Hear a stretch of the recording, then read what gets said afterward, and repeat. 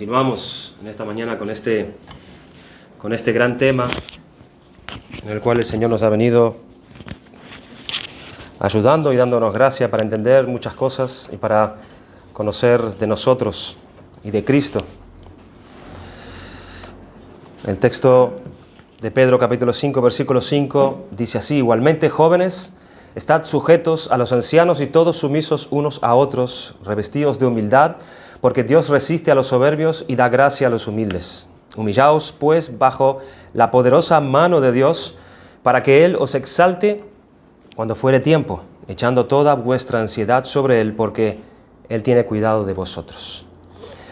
Este es nuestro pasaje. Estuvimos considerando el domingo pasado acerca de la mansedumbre y la humildad de nuestro Señor Jesucristo. En aquel pasaje donde Cristo, refiriéndose a Él mismo, exhortando a sus discípulos, les dice: aprended de mí, que soy manso y humilde de corazón. Después de que nosotros hemos hecho un recorrido por lo que es la soberbia y por lo que la Biblia define lo que es la humildad, según este texto, nosotros llegamos a esa parte donde se nos exhorta a nosotros a que nos revistamos de ese ropaje, de ese traje de gala que es la humildad. Nos pongamos ese traje, el vestido más adecuado para andar bajo el favor de Dios y las bendiciones de Dios. Y también el poder escapar así de los muchos males que trae sobre el hombre esta condición con la cual todos nosotros nacemos, que es la soberbia, la arrogancia, la altivez, esta postura, esta condición ante Dios. Hemos destacado cómo la soberbia nos pone a la misma altura de Dios. Cómo el hombre es capaz, después de haber recibido las bendiciones de Dios, después de haber recibido dones de Dios, capacidades de Dios, en su altanería se osa a ponerse a la misma altura de su Creador y cierra esta soberbia, esta condición, nuestros ojos a la voz de Dios, y hace que tengamos en poco también a nuestro prójimo. Y nos centra absolutamente a lo largo de todo el recorrido de nuestras vidas en nosotros mismos. La altivez nos engaña, era uno de los puntos que hemos resaltado. Cómo nos pone en esa posición que no nos corresponde y nos hace confiar en nosotros mismos, poniendo para aquellas cosas que son importantes, los asuntos vitales de la vida, el apoyarnos en nuestra propia prudencia. Mientras que la humildad, por lo contrario, representa la riqueza más grande que un hombre pueda tener. Porque cuando Dios da a un hombre un corazón humilde, cuando Dios viene y da vida a un hombre o a una mujer y le arranca del pecho ese corazón de piedra al cual consideramos como maligno para el hombre, ese corazón duro, y le da un corazón de carne, es decir, le da un corazón dócil, un corazón que es enseñable, un corazón tierno, un corazón que ahora puede oír la voz de Cristo y responder en consecuencia. Entonces, y solo entonces, puede venir a conocer a Cristo y ser guiado por Él. Y participar también, como no, de las bondades de Dios que promete por el Evangelio. Dios da ese corazón a esos a los cuales Él quiere y guía hasta su reino celestial. A esos a los cuales Él está llevando a un nuevo hogar. ¿Y quiénes son esos? Son los que están vestidos de la humildad de Jesucristo. Hacia ahí Dios lo está guiando y lo está llevando hacia ese nuevo hogar, el cual Dios tiene preparado para los suyos. Vestirse de humildad, ¿cómo y cuándo hacerlo? Hablamos de ello en base a los ejemplos que hemos visto en el segundo libro de Crónicas, ¿se acuerdan? Con respecto a esos reyes, cómo ellos se vistieron de ese vestimenta en los momentos, en las circunstancias que más los requería. Pero en Mateo capítulo 11, versículo 29, nuestro Señor quiere también tal cosa y nos llama a ponernos bajo el yugo de sus enseñanzas. Fue lo que hemos considerado el domingo pasado, lo que hemos repetido también: aprender de mí, que soy manso y humilde de corazón. El de ser sus discípulos es el llamado de Cristo. Y así aprender de Él la humildad es la forma de traer descanso a nuestras almas. Y como dice nuestro texto, como dice Pedro, estaremos bajo el favor y la gracia de Dios. Aprender, esa palabra que Cristo menciona, tomar de la humildad de Cristo. ir revistiéndose de ella a través de un proceso de instrucción por el cual Él nos da. ¿Se acuerdan? No es algo que tú ves y simplemente imitas una conducta, sino es un proceso de instrucción. Por eso el Señor dice, aprended de mí, sean enseñados por mí, sean mis discípulos, escuchen mis enseñanzas y pónganla por obra. Y dijimos que nosotros aprenderemos tal cosa teniendo por lo menos en cuenta 3 elementos. El primero era mantener una conciencia de nuestra incapacidad natural para hacer tal cosa. ¿Se acuerdan? Tenemos que tener una conciencia que no somos capaces. Que no somos capaces. En segundo lugar, asumiendo que es la gracia de Cristo la que nos capacita y suple para nuestra imposibilidad. Cómo nosotros debemos agregar a nuestra virtud paciencia, a nuestra paciencia, etc. Adornar a Cristo en su gracia, una gracia que se nos da y que nosotros no merecemos en absoluto. Pero esa gracia es un poder que obra en nosotros para que nosotros vayamos a ir vistiéndonos cada vez más de la humildad de Cristo. Una conciencia de nuestra imposibilidad de alcanzarlo, una conciencia de asumir que hay una gracia, que Cristo tiene una gracia, y la tercera es una fe que espera que Cristo y esta gracia nos otorgue esa dádiva. Nos lleva a orar por una humildad que se nos promete dar. Reconocer tu incapacidad, reconocer que Cristo tiene una gracia, tiene la gracia para hacer eso, y reconocer o tener fe que eso es así, que las promesas de Dios se cumplen. Este es entonces el plan de estudio en lo que es la escuela de Cristo. Y esta es la manera de aprender en esta escuela, y así es que nosotros podemos vestirnos de ese traje. Pero asistamos a algunas clases concretamente. Y destaquemos cómo Cristo va enseñando a estos que han cogido su yugo según las diferentes etapas y situaciones en la vida de cada uno. Dice en 1 de Pedro, lo hemos leído, igualmente jóvenes, estad sujetos y todos sumisos unos a otros. Cristo nos enseña esta humildad de una manera gradual. Por eso es por medio de la instrucción. A medida que vamos siendo instruidos por Él, vamos aprendiendo de sus enseñanzas y vamos creciendo en humildad. Es una manera gradual.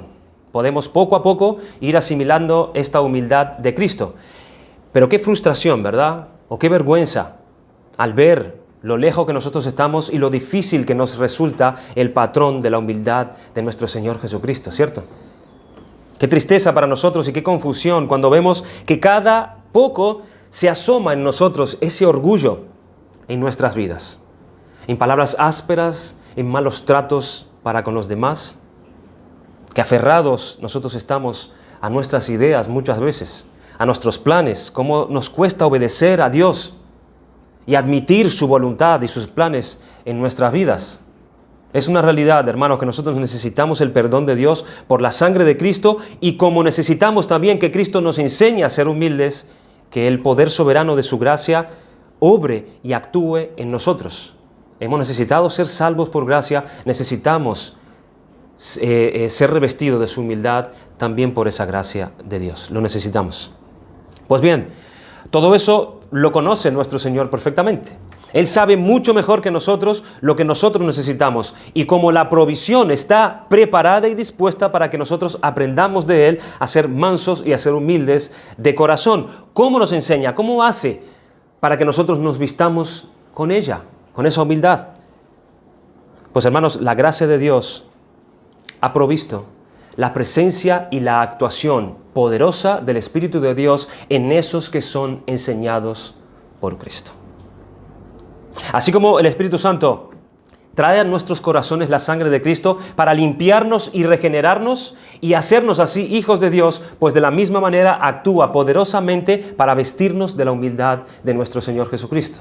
Es una obra poderosa del Espíritu de Dios. Dice en Juan capítulo 16, versículo 14 y 15, nos lo dice acerca de la obra del Espíritu Santo. Dice el Señor Jesucristo, Él me glorificará porque tomará de lo mío y os lo hará saber. Todo lo que tiene el Padre es mío, por eso dije que tomará de lo mío y os lo hará saber. Cuando Jesús acabó su obra de redención, ya estaba todo preparado para que éste enviara al Espíritu Santo. Dice un poco más arriba en el versículo 13, pero cuando venga el Espíritu de verdad, Él os guiará a toda verdad, porque no hablará por su propia cuenta, sino que hablará todo lo que oyere y os hará saber las cosas que habrán de venir. Él será en el interior como una fuente de agua viva en aquellos que creen. Dice en Juan 7, 38 y 39, el que cree en mí, como dice la Escritura, de su interior correrán ríos de agua viva. Y escúchenla cómo el Señor lo aclara. Juan lo aclara. Y esto dijo del Espíritu que había de recibir los que creyesen en Él. Pues aún no había venido el Espíritu Santo porque Jesús no había sido aún glorificado. En nuestro interior, esa obra del Espíritu será como ese río de agua viva. Un poder enviado del cielo que genera una vida nueva en el hombre. Y así nos vestimos de humildad para que la imagen de Cristo se vaya esculpiendo cada vez más en nosotros. ¿Y cómo lo hace el Espíritu Santo? ¿Cómo hace tal obra el Espíritu Santo? Pues en el texto, Cristo nos dice que toma de lo mío y nos lo hace saber. Esto es, a través de las enseñanzas de Cristo y su palabra, el Espíritu Santo toma de lo de Cristo y nos los comunica, nos lo hace saber. Nos los va dando poco a poco. El orgullo, hermanos, lo tenemos tan agarrado que nosotros no podemos librarnos de él mientras estemos de este lado de la gloria.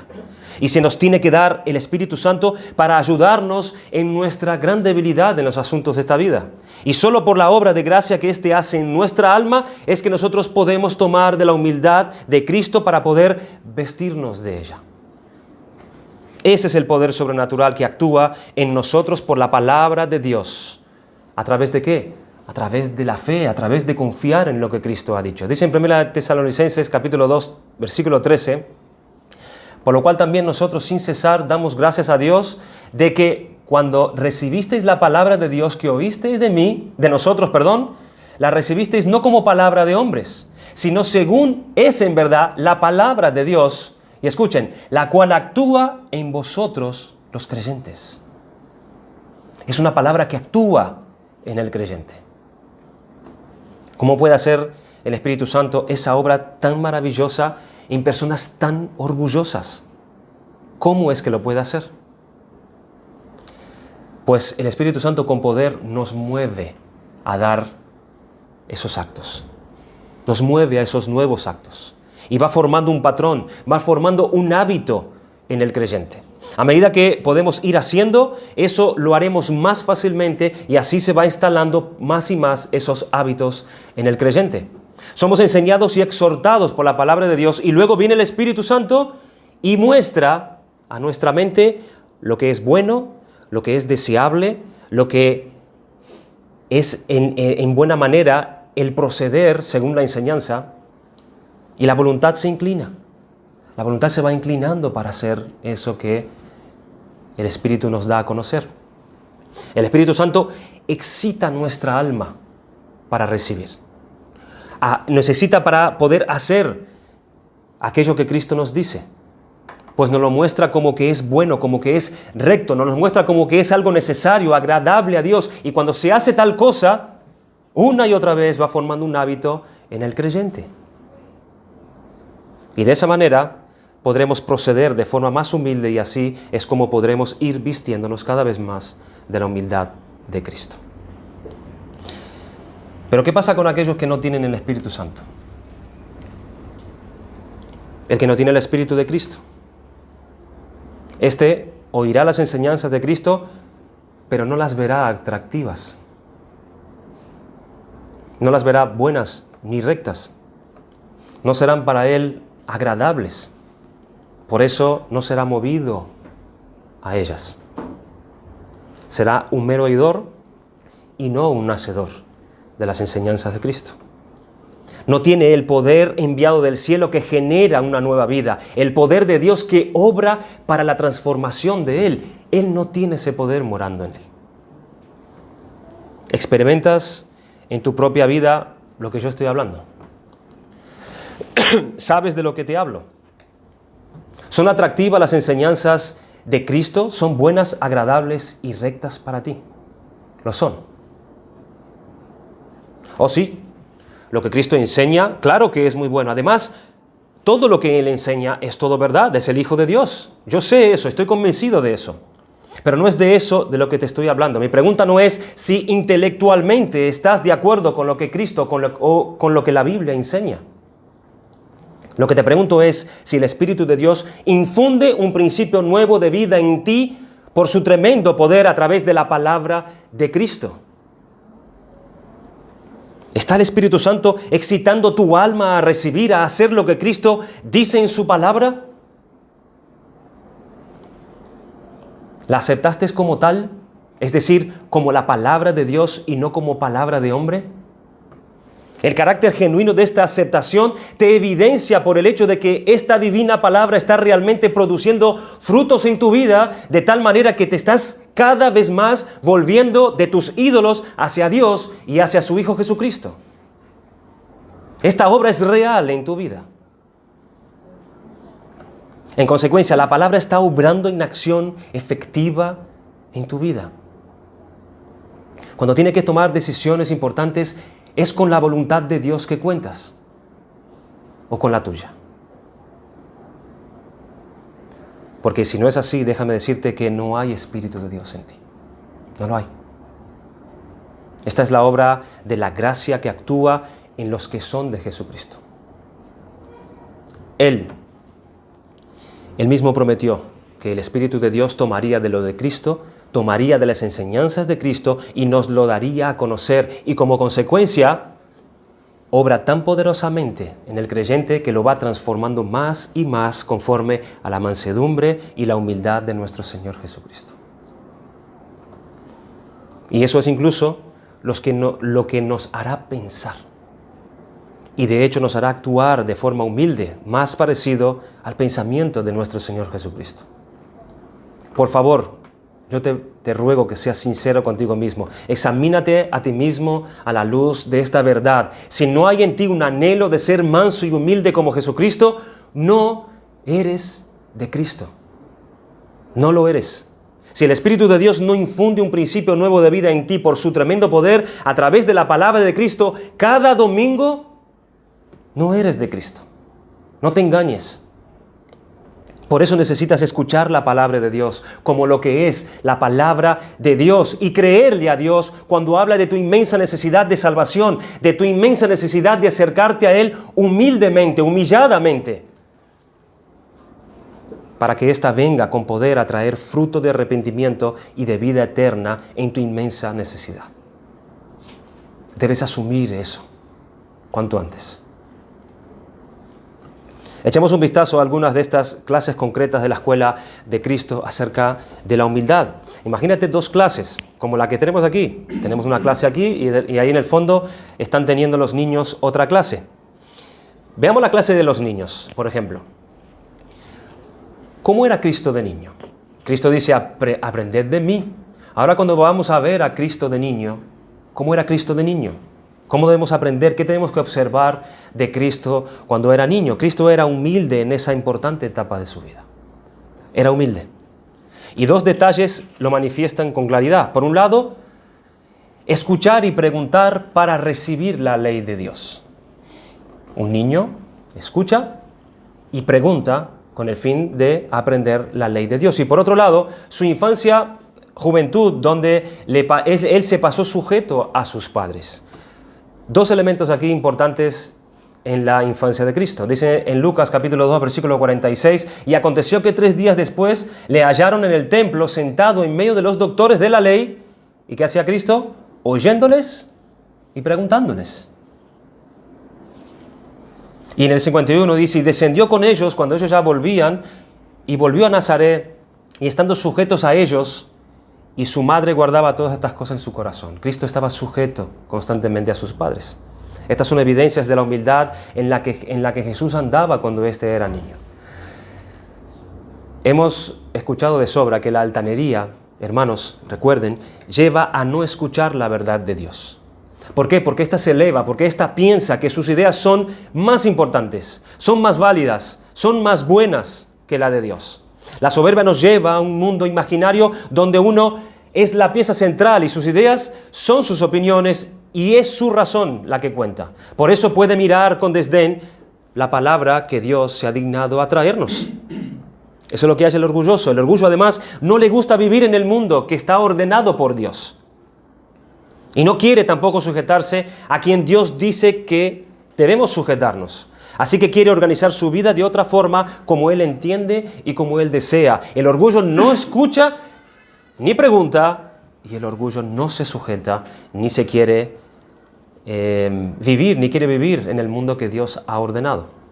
En contraste a esto, nosotros podemos notar la mansedumbre y humildad de Cristo cuando era tan solo un niño. La fuente de verdad y la guía para su vida no estaba en Él.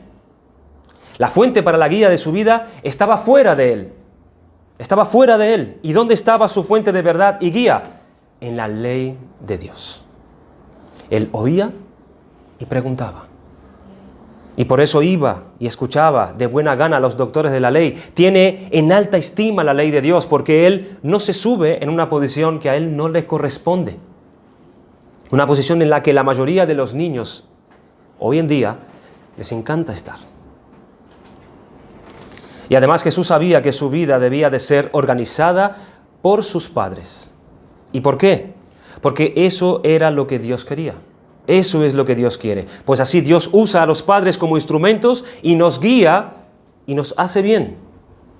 Y como no había pecado en Cristo, esto es lo que hace y lo que quiere. Así que ellos dicen, los padres, a sus hijos para que se sujetan: hijo, es hora de comer. Hijo, ya es hora de acostarse. Hijo, no, así no se habla, sino que se habla de esta manera. Hijo, ahora es tiempo de leer. Ahora es tiempo de leer. Después puedes jugar. Ahora tú tienes que estar quieto aquí, sentado, escuchando. Y mira que tú no puedes interrumpir. Y de esta forma el niño Jesús se desarrolló creciendo en sabiduría y en estatura y gracia para con Dios y para con los hombres. ¿Y cuál fue la distinción? La humildad en su alma. La humildad en su alma. Le dispuso perfectamente para que pudiera crecer recibiendo estas enseñanzas y estos ejemplos de manera que era acepto ante Dios y era acepto también ante los hombres. Es cierto que nuestros pequeños hijos, hermanos, hasta que no sean de Cristo, ellos no tendrán el Espíritu Santo para que tome de Cristo y se lo haga saber. Sin embargo, Dios dice a los padres: criadlos en disciplina y amonestación o en las enseñanzas del Señor. Efesios 6, 4. Dios ha dado a los padres el gran privilegio y la responsabilidad de inculcar los principios de conducta y carácter que Cristo nos enseña en su palabra. Esto es inculcarles un patrón a nuestros hijos de humildad. Y para eso tenemos que aprender de Cristo, enseñarles que su vida la debe de organizar sus padres. Sus horarios, sus actividades, su conducta y su manera de hablar, los niños deben entender que es como papá y mamá dicen. Que es acorde, por supuesto, a la voluntad de Dios. Es el Espíritu Santo, claro está, el encargado de tomar de lo de Cristo y darlo a conocer a su iglesia. Pero mientras nuestros hijos no pertenezcan a esta, estamos nosotros los padres, somos nosotros los padres los encargados de, en cierta forma, hacer de Espíritu Santo, trayendo las enseñanzas de Cristo y haciéndosela saber a nuestros hijos. Padres, a vuestros hijos criarlos en la disciplina y amonestación del Señor. Porque ¿quién lo dice, papá? Cristo lo dice. Cristo lo enseña. Y además que escuche, que aprenda a escuchar, que busque el bien que necesita, ese bien que necesita que está fuera de Él. Fuera de Él. No lo que yo pienso, lo que yo deseo. No, hijo, lo que es importante y necesario para ti, tienes que recibirlo desde fuera de ti. Por eso tienes que escuchar lo que Dios dice y lo que Dios quiere. Y ahí encontrarás todo el bien que tú necesitas en esta vida en la muerte y también después de la muerte. Lo importante no es lo que tú piensas, lo importante es lo que Dios piensa. Lo importante no es lo que tú quieres, sino lo que Dios quiere, y esto es lo que debes buscar. ¿Y eso cómo se hace? Escuchando. Escuchando. Así que, padres, tenerlo claro esto. ¿Cómo actúa la soberbia? La soberbia pone más de relieve lo que yo pienso y lo que yo quiero. Y será a medida que los hijos aprendan la humildad que tendrán mejor oído para oír lo que Dios piensa y lo que Dios quiere. Y será a través de esos actos de sentarse a escuchar y de ordenar bajo la guía de sus padres día tras día las tareas del niño que fortalecerá el hábito de la humildad en nuestros pequeños. Veamos nuestro segundo punto, los jóvenes. Allí tenemos la clase de los niños, ahora vayamos a la clase de los jóvenes. ¿Qué está enseñando Cristo a esos jóvenes? Llegamos a la clase de estos. ¿Qué es lo que encontramos allí en esa clase de los jóvenes? Bueno, no hay algo muy diferente a lo que hemos visto. Nuestro texto en 1 Pedro, capítulo 5, versículo 5, dice: jóvenes, estad sujetos a los ancianos o a los pastores, que es lo mismo. La misma palabra que expresa lo que hacía Cristo con sus padres, pero ahora se extiende a otro campo. Lo hemos dicho en Lucas capítulo 2, versículo 51, y descendió con ellos y volvió a Nazaret y estaba sujeto a ellos, a sus padres. Sujetos, ¿qué significa bien esa palabra? ¿Qué es lo que señala adecuadamente esa palabra? Esta palabra es principalmente un término militar. Es ordenar, es estar bajo un mando, es estar sujeto, es estar sometido.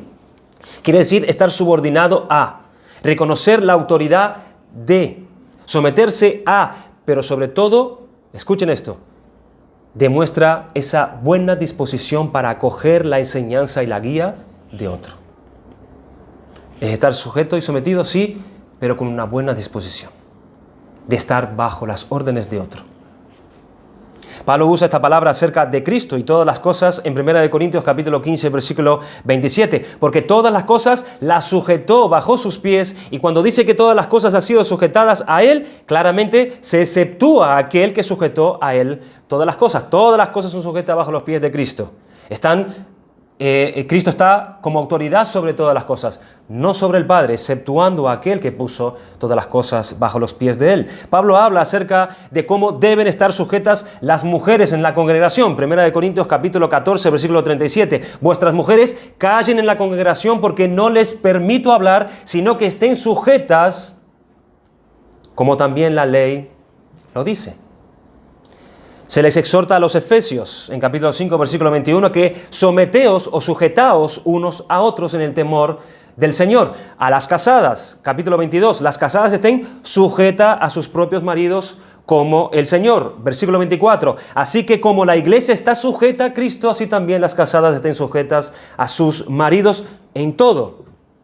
A las instituciones humanas, 1 Pedro capítulo 2, versículo 13, por causa del Señor someteos a toda institución humana, ya sea el rey como a superior.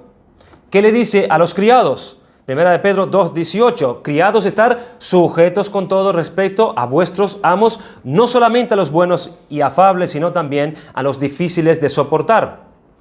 Pero incluso la Biblia habla acerca de la sujeción de los ángeles. 1 Pedro 3:22, quien habiendo subido al cielo, hablando de Jesucristo, está a la diestra de Dios y a Él están sujetos ángeles, autoridades y potestades. Todos estos seres perfectos, puros, llenos de poder, llenos de santidad, que sirven a Dios y a Cristo y son para nuestra ayuda, saben lo que es la humildad. Y sus vidas están marcadas por una trayectoria de estar sujetos a otro. Y Pedro dice que los jóvenes estén sujetos a los pastores, que estén sujetos a los ancianos. Esto era lo que definió también la vida de Cristo cuando Él era joven. Y esto es lo que se les pide que hagan los jóvenes. Pues ahí radica una importante lección para poder vestirse de humildad. Porque sujetarse y estar bajo su gobernación tiene una relación directa con la humildad. Lo contrario tiene que ver con la soberbia, tiene que ver con la rebelión, tiene que ver con la altivez. Pero algún joven podría decir, sí, decirlo es muy fácil, porque tú no sabes la clase de padres a las que yo tengo que sujetarme. Bueno, puede que sea verdad, puede que sea verdad. O una esposa, decirlo es muy fácil, cuando no sabes la clase de marido a la que yo tengo que estar sujeta. También puede que sea verdad, también puede que sea verdad. Es fácil decirlo cuando no tienes ni idea ni conoces a mis jefes. Podría decir otro. Miren en 1 de Pedro capítulo 2, versículo 18. 1 de Pedro 2, 18. Pero les dice a los criados, criados, estad sujetos con todo respeto a vuestros amos, no solamente a los buenos y afables, sino también a los difíciles de soportar. Pedro está exhortando aquí a los esclavos a someterse a sus amos con todo respeto, a sus amos. No solamente a los buenos y afables, dice él, que seguramente habría creyentes que tenían amos que eran buenos y afables, por eso Pedro lo comentará, sino también a los difíciles de soportar. A esos sujétense también. Pedro utiliza la palabra griega que significa amo o dueño, de la cual recibimos el término derivativo de déspota. Déspota. Este término sugiere el poder ilimitado a la autoridad de un señor. Denota el señor como dueño y amo de las esferas de la familia y de la vida pública del esclavo, en las cuales dicho señorío a veces da pie a la dureza y al capricho. Este es el mensaje de Pedro, que Pedro está impartiendo a los esclavos. Algunos de ellos servían a amos que eran buenos y considerados, pero otros tenían que sufrir los caprichos de amos injustos y escrupulosos. Una nueva versión describe a los amos como insoportables. Cuando alguien es difícil de soportar, porque eso es lo que dice Pedro, a los difíciles de soportar es simplemente insoportable. Pero en el griego la palabra actualmente quiere decir torcido. Sujétense a sus torcidos amos.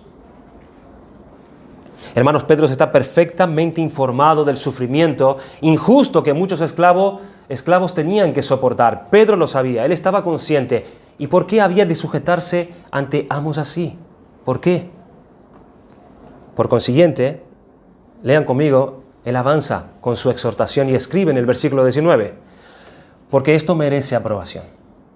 Si alguno a causa de la conciencia delante de Dios sufre molestias padeciendo injustamente. Otra traducción dice así, escucha, porque merece aprobación el soportar el dolor del sufrimiento injusto, por sentido de responsabilidad delante de Dios. Si bien Pedro se da cuenta del sufrimiento que los indefensos esclavos tienen que soportar de malvados amos, él ahora amplía el alcance de lo que él está diciendo e incluye a cualquiera, no solamente a los siervos, a los esclavos en este tema, sino a cualquiera que experimenta el dolor de un sufrimiento que es injusto. Pedro ha tenido tanta influencia de Cristo en los años que él ha estado con él, que revela la enseñanza que Jesús ha tenido con él, porque Pedro utiliza el mismo lenguaje para evaluar el sufrimiento humano. Hermanos, si había algo que solía hacer el Señor Jesús, era que siempre cuestionaba los motivos que llevaban a una persona a amar a alguien, a hacerle bien a alguien. Cuestionaba los motivos. O a prestar algo. Pedro afirma aquí que merece aprobación sufrir dolor injustamente. En el griego se usa la misma palabra para aprobación que para mérito. Tiene mérito, es lo que significa también. Jesús hizo la siguiente pregunta retórica en Lucas capítulo 6. Si amáis a aquellos que os aman, ¿qué mérito tenéis? Y si hacéis bien a los que os hacen bien, ¿qué mérito tenéis? Y si prestáis a aquellos de quienes esperáis recibir, ¿qué mérito tenéis? Porque también los pecadores hacen lo mismo. 3 veces Jesús hace la pregunta, ¿qué mérito tenéis? Con referencia a hacer algo por quienes pueden devolver el beneficio. Pero Cristo defiende, ampara y apoya hacer esas cosas por aquellos que no pueden devolver el favor. ¿Y por qué no pueden? Muchas veces es por incapacidad. Muchas veces tú haces el bien, prestas, o lo que Cristo confirma aquí, ¿no? Amas, y muchas veces no recibes el bien que tú haces. ¿Por qué no recibes lo que prestas? Decimos que muchas veces es por incapacidad, pero la mayoría de las veces es porque no quieren. Es porque no quieren, porque su orgullo les impide hacer tal cosa. No pueden devolver bien por bien. La altivez es un gran obstáculo en ellos. Pero Cristo enseña a los suyos, ¿qué mérito tenéis? Con referencia a hacer algo por quienes no quieren devolverles el beneficio. Por eso les dice, amad pues a vuestros enemigos y haced bien y prestad, no esperando de ello nada. ¿Por qué? Porque son vuestros enemigos. No quieren devolverle bien por bien. Y será vuestro galardón grande y seréis hijos del Altísimo. Seréis imitadores de Dios, es lo que está diciendo. ¿Y cómo es Dios? Porque Él es benigno para con los ingratos y malos. Sed pues misericordioso como también vuestro Padre es misericordioso. Pedro está utilizando aquí, hermanos, con esta exhortación a que se sujeten a los amos. Amad el mismo principio que está enseñando Jesucristo. En 1 de Pedro 2:19, porque esto merece aprobación si alguno a causa de la conciencia delante de Dios sufre molestias padeciendo injustamente. Pedro aquí no enfatiza la virtud de hacer el bien, ¿te diste cuenta? Sino más bien la virtud de saber recibir el mal, que es muy diferente. ¿Cuál debe ser la postura marcada por recibir males? Estar sujeto. Pedro con confianza afirma que el sufrimiento injusto es loable con tal que el creyente lo haga por consideración a Dios. Cuando el cristiano soporta el dolor de un sufrimiento injusto, debe saber que está cumpliendo la voluntad de Dios. Cuando un creyente lo hace por consideración a Dios, por un sentido de responsabilidad ante Dios, Pedro lo da a entender así: Dios le da la fuerza necesaria para poder soportar el dolor, le extiende su gracia y su misericordia y está totalmente en control de su situación. En el medio del sufrimiento injusto hay una conciencia de la presencia de Dios. Es lo que está diciendo Pedro. Pedro dice, porque esto merece aprobación si alguno a causa de la conciencia delante de Dios. Esto describe la relación que tiene el creyente con su Dios. Y dada esta conciencia de Dios, el cristiano tiene la capacidad de soportar el sufrimiento injusto. Tiene una profunda visión de las realidades de la vida, especialmente cuando sabe que está sufriendo injustamente. Hermanos, esto es muy alentador. Es muy alentador para nosotros esto. El creyente sabe que por medio de estos sufrimientos orquestados por su Señor, los propósitos de Dios se están llevando a cabo por medio de esos sufrimientos injustos. Y como Él no quiere ser un obstáculo en los propósitos de su Señor, se sujeta a Dios y a los que Dios puso sobre Él. ¿Estás entendiendo? Y ahora Él sufre penalidades. Y ahora Él soporta la carga. Él sufre lo oprobio y Él carga su cruz día tras día, porque cada día de este lado de la gloria habrá una cruz que cargar, hermanos. Él o ella son conscientes de la presencia de Dios y son conscientes de que Dios está en absoluto control. Y Pedro sigue absolutamente consciente de esto. Dice más arriba en el versículo 13, por causa del Señor, someteos a toda institución humana, ya sea al rey como a superior. Pedro los exhorta a obedecer. Pedro les exhorta a sujetarse por causa del Señor. Con esta frase él da a entender que Dios es soberano en toda área de la vida y tiene control total en cada situación. ¿Qué quiere promover Pedro en sus hermanos escribiéndoles esto? Pedro lo que quiere hacer es animar a los cristianos a someterse a las autoridades instituidas para así cumplir por medio de la Iglesia de Jesucristo los buenos, perfectos y justos propósitos de Dios en este mundo. Por causa del Señor, someteos a toda institución, a las autoridades, a los gobernantes, a la policía, a los amos, a los pastores, a los maridos, a los padres, unos a otros, a Cristo. A Cristo. Por causa del Señor. Pero no se quiere dar a entender con todo esto que la persona que se somete a la autoridad pierde su dignidad, hermanos, sino que reconoce aquella autoridad que Dios ha puesto y ha instituido. Siempre y cuando, claro, no vaya en contra de la palabra de Dios, el someterse a las autoridades.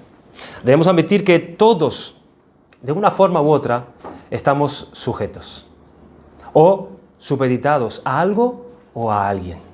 Todos nos sujetamos a algo, a una persona, a unos ideales, a unos objetivos, a unos deseos, a unas prácticas. La pregunta es, ¿qué ejerce más fuerte control? ¿Qué tiene una influencia más predominante en nuestra mente y nuestro criterio, en nuestro diario andar? A eso estaremos sometidos. Algunos se someten a algunos juegos pasajeros, algunos se sujetan a pasatiempos o a una mujer o a la vagancia, algunos están sujetos al ocio. Dios nos señala por su palabra a quién debemos estar sujetos y sujetándonos a quienes Dios nos indica, iremos aprendiendo la humildad de nuestro Señor Jesucristo. Pues Dios nos va a enseñar, nos va a guiar, nos va a guardar, nos va a bendecir y proteger a través de esos que nos dicen que tenemos que estar sujetos. Los padres, los pastores, los esposos, los gobernantes son siervos de Dios por los cuales Él quiere darnos de sus bendiciones. Un joven se entrega, por ejemplo, y se somete a una joven. Pero no se somete a sus pastores. Se somete a la joven. ¿Eso es humildad solo por el hecho de estar sometido a alguien? Por supuesto que no. Ahí puede haber más bien soberbia. Más bien soberbia. Pero cuando es al revés, un joven se sujeta a los pastores, al consejo de ellos, y desde allí, desde esa sujeción, entrega su corazón a esa joven. Eso es humildad. Eso es humildad. Los pastores son puestos por Cristo para poder enseñar a la iglesia la palabra de Dios y mostrarnos el consejo de su voluntad según las enseñanzas de Cristo.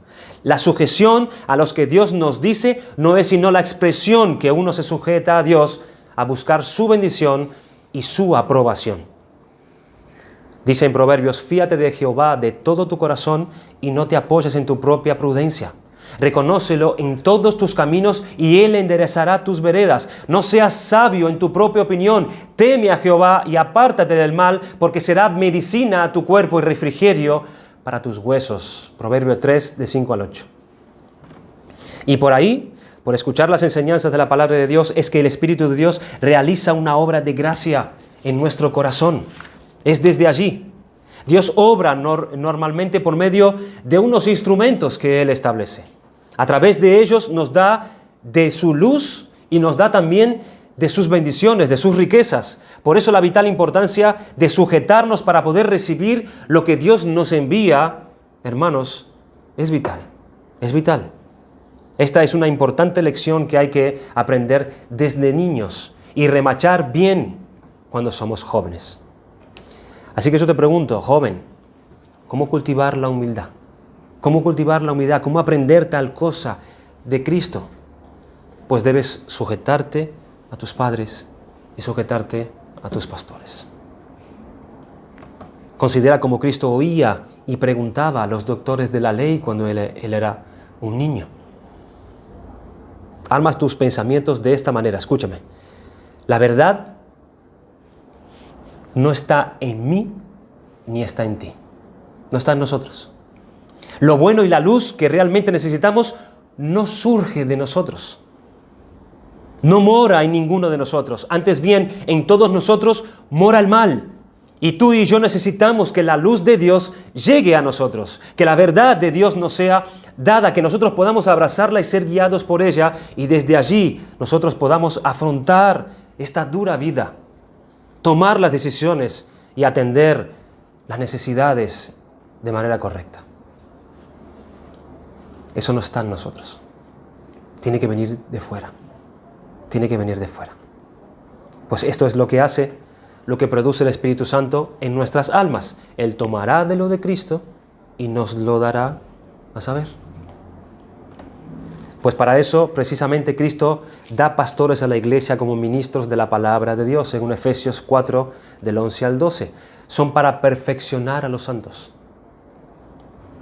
Te dan la enseñanza de Cristo, así que recíbela y pon a los pastores en la debida estima para que puedas acoger sus enseñanzas y puedas atesorar en tu corazón sus consejos. Y ora a Dios, esperando que por el poder de la gracia, el Espíritu Santo te haga ver esas enseñanzas preciosas y deseables para que tú puedas inclinarte y sujetarte a ellas. Joven, vístete de humildad. Vístete de humildad y tú verás que Dios da gracia a los humildes, lo experimentarás. Y cuando estamos padeciendo de otros, hermanos, cuando estamos padeciendo injustamente, los que padecen injustamente, aprendamos ahí la humildad siendo desde esa posición enseñados por Cristo. Padecer algo injustamente, el orgullo se toma muy mal esta postura. Que me hagan a mí eso, con todo lo que yo he hecho, como soy yo, nunca yo he hecho mal a nadie, y yo no merezco ese trato. Esa es la voz del orgullo. Cuando pensamos así, desde nuestro orgullo traemos todas las cosas buenas, entre comillas, y lo que nosotros somos y lo que nosotros hemos hecho. ¿Y para qué el orgullo hace eso? ¿A dónde nos lleva el orgullo haciendo eso? Nos lleva a agudizar aún más el dolor del sufrir injustamente.